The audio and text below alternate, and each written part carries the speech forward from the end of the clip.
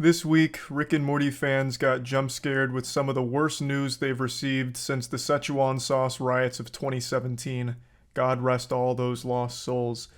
With some very serious, troubling news that broke about Justin Roiland. He was arrested on felony domestic violence charges as well as a false imprisonment charge for an incident that took place in 2020. Now, much like everyone else, I was very surprised by this news. I think most people were shocked. This isn't a situation where there was a lot of people wiggling a finger saying, "I told you so, you should have listened to us." This was something that caught most people off guard. These are serious charges he's facing, and a lot of people, myself included, were also confused on what a false imprisonment charge is in this situation, because I think most of us assumed that was something that only a law enforcement officer or someone in that position could be charged with. So I had to look it up myself. And to be fair, you have to have a pretty high IQ to understand false imprisonment charges. So in this case, he's being charged with false imprisonment by way of menace, violence, fraud, and or deceit, which bumps this from a misdemeanor up to a felony. It levels up the charge here. It goes plus ultra, and it basically boils down to keeping someone against their will by intimidating them, scaring them, threatening them, what have you. So it's a very serious thing. That's not some like joke charge by any means. And of course, the domestic violence charge is the one that catches most people's eye because that is just fucked up. Especially because it's a domestic battery with corporal injury. Now, the victim here is an anonymous person who is remaining a Jane Doe for this case. A lot of the details of this case are being kept private and won't be released to the public. But basically, it was someone that Justin Roiland was dating at the time, and this incident occurred in 2020. He pled not guilty to the charges, also posted a $50,000 bail, and this has been an ongoing legal battle ever since. He's gone to very many hearings about this. He recently went to a pre-trial. The trial date hasn't been set yet, but this is a very serious case which carries real jail time, should he be found guilty on all of these charges. Now, Justin did plead not guilty, and his legal team seems very confident, stating, "It's hard to overstate how inaccurate the recent media coverage of this situation has been. To be clear, not only is Justin innocent, but we also have every expectation that this matter is on course to be dismissed once the district attorney's office has completed its methodical review of the evidence. We look forward to clearing Justin's name and helping him move forward as swiftly as possible." So they seem to believe that this will just be dismissed pretty soon. I am a little confused on what inaccuracies they're talking about when people are just saying like, hey, this is going on at the moment, which is kind of provable, right? Like he did get charged with these things, he just hasn't been found guilty of them. I'm all for shitting on journalists and the media coverage of things. They can gargle the dirtiest part of my butthole, but in this case, they're kind of just stating like, this is an ongoing thing, which it is, which you're also confirming. So I don't exactly know what specific inaccuracies is being referred to here, but it is important to note that he has not been found guilty on these charges or anything like that at the moment. This was actually just the first of many dominoes to fall in a very bad week for Justin Roiland and for just general fans of his work.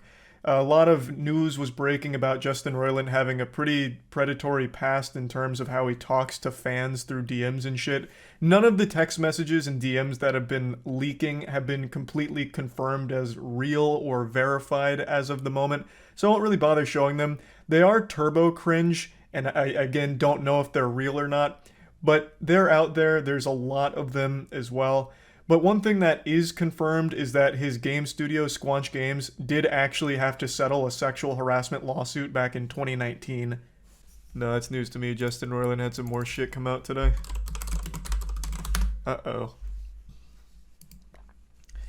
That's no good. He's gonna need a Mr. Meeseeks out there ASAP to do some damage control. Also, it just came out that Squanch Games was sued in 2018 for sexual harassment, discrimination, and wrongful termination. Goodness gracious. Jeez, Rick. Oh, yeah. Justin Roiland's Squanch Games quietly settled a sexual harassment lawsuit in 2019. Oh boy, Rick. Sounds like things were getting a little too swifty over at Squanch Games. That's no good. Yeah, they glorbed right out of the trick hole on that one, huh? Jesus Christ. All of this coming out all at once with Justin Roiland. The floodgates are fully opened. Overall, the whole situation's extremely sad. Even if you don't like Justin Roiland, this isn't something to celebrate. This isn't something that anyone should want to see. Because if he's found guilty on these charges, that means there was a very real victim who suffered greatly. And that's horrible. Now, I'm not a huge Justin Roiland fan these days. I don't dislike Rick and Morty. I haven't watched it in a couple years, but I always enjoyed it. I just haven't really felt like watching it recently.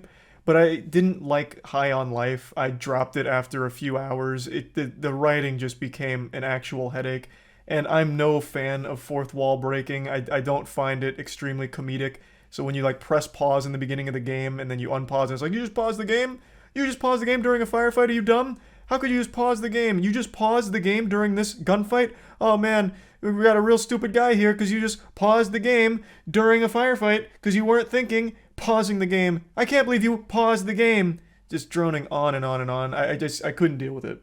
So I didn't really like High on Life, but I did like Rick and Morty. And I'd say on the whole, I was pretty tired of that just over-explaining every single joke, stuttering on every single joke. It very much wore off on me, and I stopped enjoying the shtick. So even still, as someone who's not the biggest fan of his recent works, I don't want him to have been someone that beat and falsely imprisoned the person that they were dating. And if he did do that, I'm hoping the victim gets the help they need to get through this situation because that shit is traumatic, I imagine. So I'm wishing them the absolute best. It would be a disservice and downright criminal of me not to mention the memes that have spawned from this whole situation. With so many people being pretty tired and exhausted of Justin Roiland's style of writing, as well as High on Life being extremely divisive, people have taken the opportunity to just go hog wild, making jokes about all of this. You know, referencing Pickle Rick, talking about how this is the wrong Justin Roiland. The Justin Roiland that's, you know, being talked about with this domestic violence charge is actually Justin Roiland of Universe C-137. That's Felon Roiland. Shit like that. Just a nonstop waterfall of memes. A lot of people have wondered if he is found guilty, what it means for the future of Rick and Morty. It's such a cash cow. A lot of people, like myself, think that they'd probably try and continue it without him, but then it would just slowly whittle away and die. Just slowly ferment and rot. Because not only is he the main voice actor for Rick and Morty, he is also a writer on it.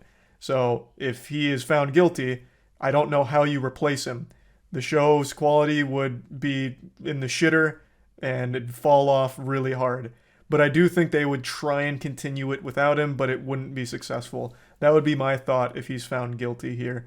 But of course, the main thing to focus on isn't necessarily the future of Rick and Morty.